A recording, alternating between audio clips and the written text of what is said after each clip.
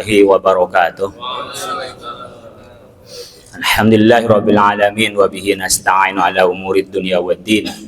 Wassalatu wassalamu ala asyrafil anbiya wal mursalin sayyidina Muhammad wa ala alihi wa ashabi ajma'in. Subhanaka la ilma lana illa ma 'allamtana innaka antal alimul hakim. Bapak-bapak sekalian, para jemaah salat zuhur rahimakumullah. Alhamdulillah wa syukurillah, pada siang hari ini kita dapat melaksanakan kewajiban kita berupa salat zuhur. Mudah-mudahan salat kita diterima oleh Allah Subhanahu wa taala. Dilanjutkan dengan ceramah zuhur ini untuk kita terus menjaga istiqomah kita kepada Allah Subhanahu wa taala. Ringan memang kita dibicarakan, tapi melaksanakan sulit dengan kata istiqomah. Al-istiqomah, kata Sayyidina Ali, luzumul karamah atau ainul karamah. Orang yang istiqomah itu adalah pangkal untuk mendapatkan karomah, mendapat kemuliaan, kelebihan dari Allah Subhanahu wa taala. Itu dengan istiqomah. Apakah istiqomah itu? Istiqomah itu adalah konsisten, bahasa kita. At-tamassuk bi taatillah fi fi'lil ta'at wa jitinabil munkarat. Disebut dengan istiqomah itu adalah kalau kita berpegang teguh kepada keyakinan kita, iman kepada Allah Subhanahu wa taala dengan melaksanakan perintah-perintah Allah dan menjauhi larangannya. Ketika ada seorang sahabat datang kepada Rasulullah SAW, "Ya Rasulullah, berilah kami ini wasiat yang dengan satu wasiat itu cukup, setelah itu tidak perlu wasiat lagi." Apa ya Rasulullah? Amantu billah summastaqim. Imanlah kepada Allah, kemudian Anda istiqomah. Itu nasihatnya. Bahkan dalam ayat Al-Quran disebutkan, innal ladzina qalu rabbunallah summastaqamu tatanazzalu alaihimul malaikatu alla takhafu wa la tahzanu wa abshiru bil jannati allati kuntum tu'adun. Allah menyebutkan di situ juga orang-orang yang beriman kemudian mengatakan Rabbunallah, Tuhan kami adalah Allah. Ini ringan, bahasa gampangnya kita nggak syirik. Syirik menyekutukan Allah dengan menyembah lainnya. Ada syirik asghar, syirik kecil, adalah orang yang beribadah, orang yang melaksanakan kebaikan karena orang lain, ingin disanjung. Itu syirik asghar. Kalau syirik akbar, jelas kita menyembah selain Allah. Ya mungkin kita sekarang fenomenanya dengan ibadah kurban. Ini ringan. Ibadah kurban itu memang karena Allah atau karena nggak enak sama teman. Jadi kalau karena Allah, di situ kita berarti memang ikhlas karena Allah. Tapi kalau karena teman, ya berarti memang karena teman, tidak karena Allah. Yang ringan sedikit, ini biasanya ya kita yang ikhlas dari hati itu ya cukup kambing lah. Atau beli sapi yang sekedarnya, yang seharga 25 juta lah umpamanya untuk 7 orang. Tapi ternyata nggak enak, biar kelihatan hebat, beli limusin yang harganya 150 juta umpamanya. Itu ringan sebenarnya, tapi karena niatnya panas-panasan, niatnya biar kelihatan hebat, itu sudah tidak Rabbunallah. Tidak karena Allah Tuhannya, tapi karena orang. Ini ringan barangkali seperti kita terima tamu atau berteman lah. Ini ringan berteman. Kalau kita karena Allah berteman, maka siapapun temannya itu, ya karena diperintah Allah kita berbaik dengan siapapun. Ketika ada tamu, siapapun tamu yang datang ke rumah, maka saya hormati sebagai tamu karena perintah Allah. Itu adalah Rabbunallah, ikhlaskan Allah. Tapi ketika dibedakan, Allah ini tamu tidak menghasilkan uang, tamu ini tidak ada menaikkan pangkat, tamu ini tidak ada, dan seterusnya, itu berarti bukan Rabbunallah, tapi karena dia.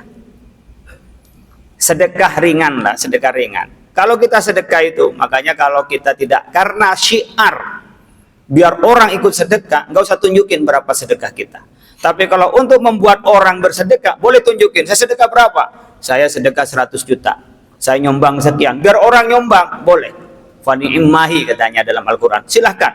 Tapi kalau tidak karena kepentingan itu, ya kita nggak usah diumumkan sedekah itu. Kenapa? biar tidak tadi menjadi syirkul asghar. Ya, miriplah dengan mungkin di sini nggak ada kan di kejaksaan nggak ada yang nyalon jadi anggota dewan ya. Di sini nggak ada yang nyalon anggota dewan. Orang yang memberi karena untuk dipilih, ya sudah sampai dipilih itu. Kalau dipilih, kalau nggak dipilih nyesel.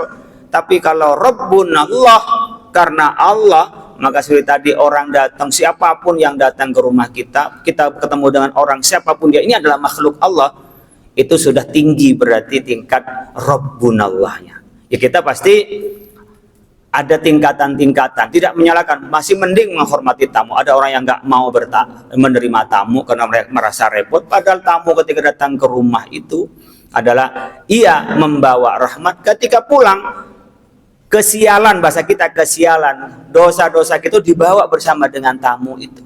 Maka dulu itu orang menjadi kebiasaan bertamu yang kita sebut dengan silaturrahim. Man arada ayub satu fi rizki awun sya'lau fi asyari falyasil rahimah. Kalau kita kepengen umurnya panjang, umur panjang itu memang hidupnya lama dalam keadaan sehat dan barokah, bisa saja memang hidupnya itu penuh dengan kebaikan. Itu adalah umur panjang. Karena Imam Syafi'i yang sekarang menjadi rujukan kita belajar fikih, usul fikih, keislaman, itu Imam Syafi'i umurnya hanya 54 tahun. 54 tahun itu mungkin kalau yang pejabat belum pensiun, apalagi yang profesor belum pensiun itu ya. 54 tahun nih Prof, bukan ada Prof Asep enggak ya. Jadi belum pensiun, tapi setiap orang bicara keislaman tidak ada yang tidak menyinggung Imam Syafi'i. Maka disebut dengan umur panjang, dengan umurnya yang digunakan itu adalah maksimal secara produktif dan baik. Orang bicara usul fikih, bicara keislaman pasti merujuk pada Imam Syafi'i. Bahkan kita beribadah itu banyak merujuk pada Imam Syafi'i. Sehingga apa yang kita lakukan adalah mengikuti Imam Syafi'i. Kita pondasinya adalah Rabbunallah.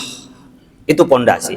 Makanya Nabi Muhammad SAW 13 tahun berdakwah di Mekah itu untuk memastikan Rabbunallah, Allah yang kita sembah.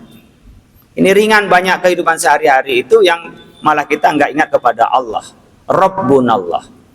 Kita berpikir, merencanakan iya, tapi terakhir apakah kita akan yakin dengan upaya kita atau kita serahkan kepada Allah? Kalau orang bisa menyerahkan kepada Allah, itu nggak akan stres. Maka fa'idha azamta fatawakkal 'ala Allah. Kalau Anda bermaksud merencanakan, planning, kemudian strategi dilakukan, dilaksanakan sekuat mungkin, sudah hasilnya begini, kembalikan kepada Allah. Kalau kembalikan kepada Allah, kita tidak memikul sendiri. Kalau pikul sendiri berat, nggak berhasil, berat. Tapi kalau berhasil, itu karena pertolongan Allah. Nggak berhasil, Allah pasti memberikan yang terbaik. Ini tidak berhasil karena Allah.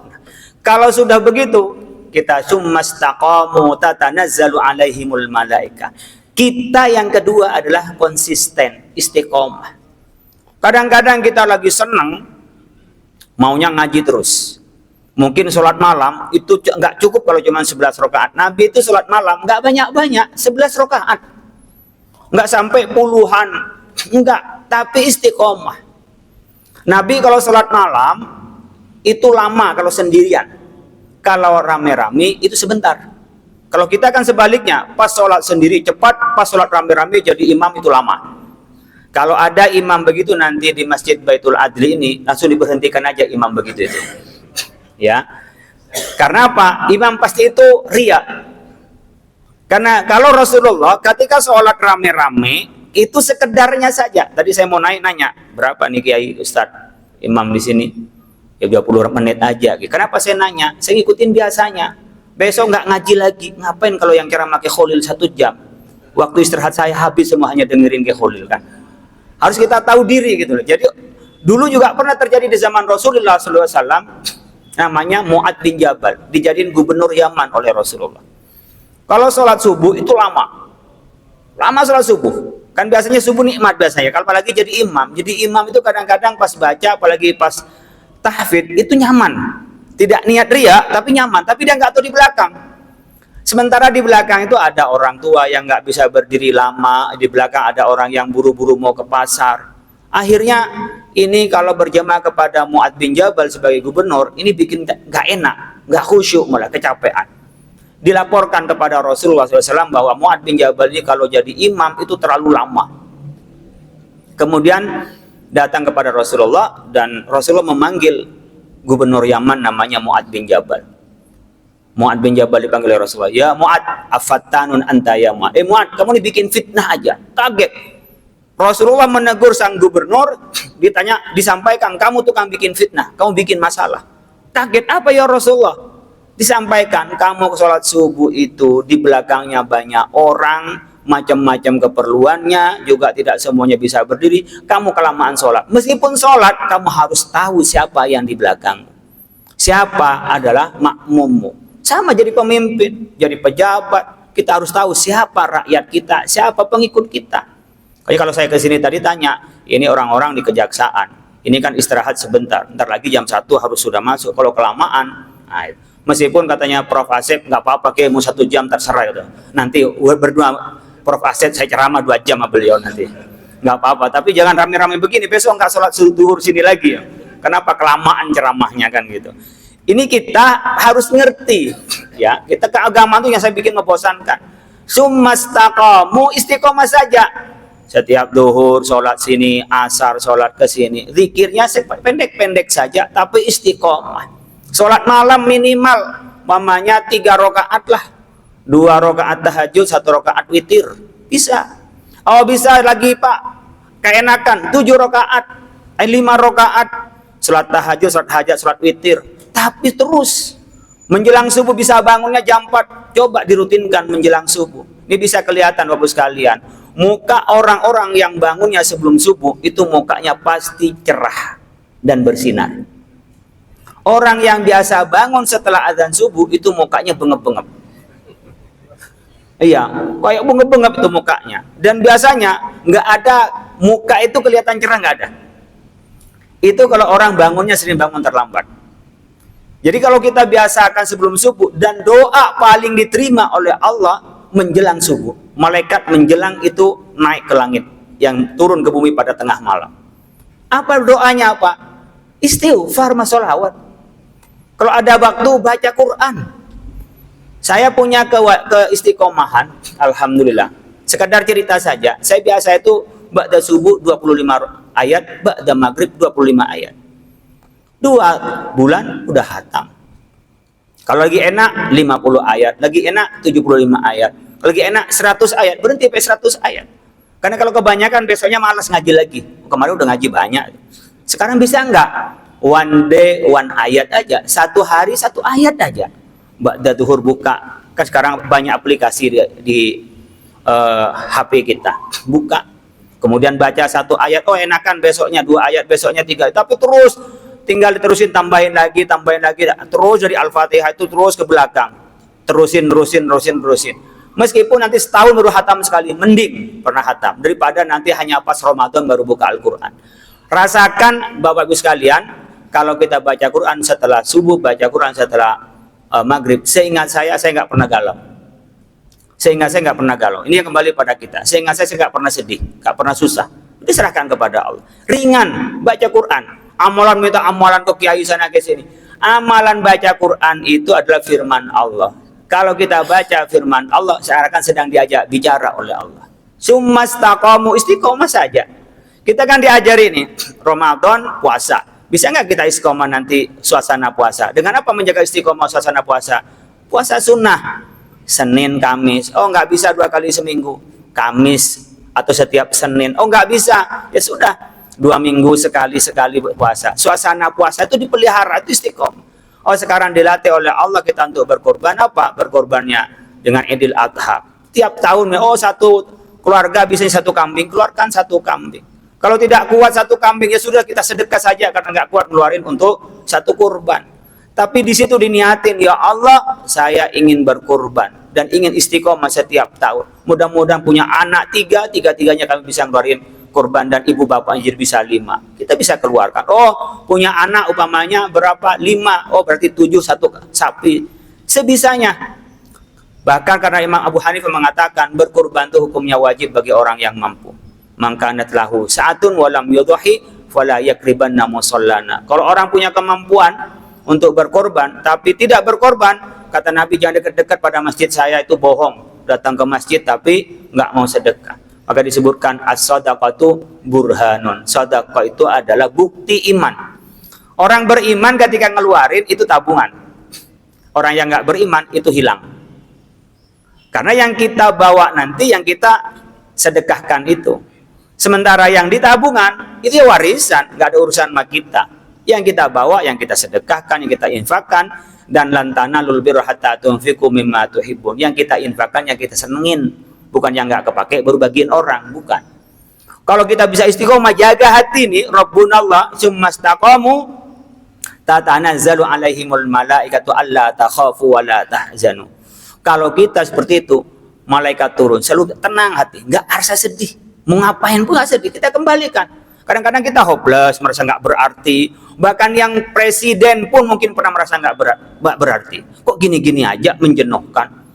Yang pejabat sama, kan karena yang nggak menjabat aja yang pejabat katanya enak. Yang punya jadi pejabat, nggak enak, ditekan sana, tekan sini. Kapan kita mau berhenti ini? Maunya kita menegakkan keadilan, kadang-kadang ditekan sana, tekan sini. Kita ingin menegakkan keadilan. Pengen udah berhenti saya ini. Semua orang punya rasa waktu di mana kita merasa nggak berharga, merasa jenuh dan seterusnya. Maka tatanazzalu alaihimul mala. Istiqomah untuk menjaga stabilitas kita. Allah takhafu wa la tahzanu. Ia tidak akan takut menghadapi apa ke depan. Oh, masa depan saya gimana? Masa depan yang paling panjang itu setelah kematian. Ya, bukan hanya karena nanti masa depan saya gimana, apakah saya menjabat, atau setelah saya pensiun. Tidak. Masa depan sebenarnya ada setelah kematian. Allah takhafu, kita nggak pernah takut. Wala tahzanu, oh saya nggak dapat ini, dia sedih. Enggak. Kalau kita sudah bisa dua, Rabbunallah summastaqum. Allah takhafu wala tahzanu absyiru bil jannati allati kuntum tu'adun. Kita akan diberikan surga oleh Allah yang dijanjikan kepada kita. Surga ini Bapak sekalian digambarkan jannatin tajri min tahtihal anhar. Digambarkan seperti halnya ada gedung istana, kemudian ada air yang mengalir. Apa artinya? Karena kita nggak bisa menggambarkan nih Pak indahnya dari surga. Bagaimana memvisualisasikan? Divisualisasikan dengan kebun. Jannah itu artinya kebun. Kemudian tajri min tahtihal itu adalah sungai. Jadi ada kebun dan sungai. Itu gambarannya seperti apa? Ya artinya indah, adem, nyaman, terus mengalir. Kita kalau punya amal yang mengalir, itulah yang menuju surga. Apa amal yang mengalir? Adalah wakaf jariyah.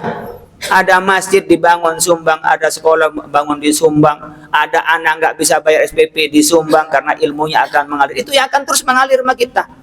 Itu akan menjadikan bekal kita. Dan kita Bapak sekalian, tidak karena besarnya, tapi yang terpenting ada keikhlasannya. Jangan dikira bahwa yang sujud terus akan diterima oleh Allah. Belum tentu kalau hatinya nggak ikhlas. Kadang-kadang yang sederhana kecil itu yang mengantarkan kita ke surga Allah. Bagaimana ada orang ngelihat kucing kehausan, dikasih minum kucing, dari pemberi minum itu yang mengantarkan ke surga. Jadi kita jangan sombong karena kita maunya berbuat baik, belum tentu, malah karena sombong malah kebaikan itu tidak diterima oleh Allah Subhanahu wa taala. Oleh karena itu Bapak sekalian, di kuliah zuhur singkat ini saya ingin mengajak jaga istiqomah.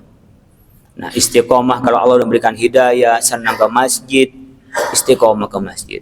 Senang berbuat kebaikan, istiqomah. Jangan terlalu dipaksakan langsung banyak, biasanya langsung jenuh. Ini penting bagi kita masih di bulan Ramadan, ini nyambung kepada lebaran haji. Setelah itu kita akan berproses, baru nanti ketemu di Ramadan lagi. Menjaga istiqomah adalah yang paling utama, tetap berdoa kepada Allah Subhanahu wa taala. Minta pada Allah, ya muqallibal qulub tsabbit qulubana ala ya Allah yang bolak-balikkan hati. Kadang-kadang senang, kadang-kadang tidak, kadang-kadang baik, kadang-kadang tidak. Ya Allah, minta tetapkan kita adalah dalam keadaan kebaikan. Kemudian kita yang bisa memelihara terhadap istiqomah kita selain berdoa adalah kita tetap menjalankan kebaikan. Karena kebaikan itu akan menambahkan iman kita. Bagaimana tapi berbuat kebaikan? Ya bergaul dengan orang baik. Ongkang soleh kumpulono katanya orang Jawa. Bergaul dengan orang baik, ikut baik, berpengaruh. Oh, teman sebelahnya senang berjamaah ke masjid. Kalau udah zuhur, pengen ke masjid. Oh, teman ini berpuasa, pengen nemenin berpuasa. Itu pasti ada pengaruhnya. Tentu yang ketiga adalah watawasau bil haqqi watawasau bis sabr. Saya tahu yang saya sampaikan sudah banyak dan sering didengar oleh Bapak Ibu sekalian. Tapi kadang-kadang kan lalai. dengan banyak aktivitas, banyak ambisi dan seterusnya bila lain. Di tiga hal ini untuk menjaga istiqomah kita, dan istiqomah ini yang mengantarkan ainul karamah, yang berikan kemuliaan pada kita semua. Mudah-mudahan bermanfaat, mudah-mudahan kita menjadi hamba Allah diridhoi Allah Subhanahu wa taala, dan amal-amal kita diterima oleh Allah. Mudah-mudahan kita selalu dalam keadaan sehat walafiat dan panjang umur, tentu wafat dengan husnul khotimah. Terima kasih. Wallahul muwaffiq ila aqwamit thoriq. Ihdinas siratal mustaqim. Nasrum minallahi wa fathun qarib wa basyiril mu'minin. Assalamualaikum warahmatullahi wabarakatuh.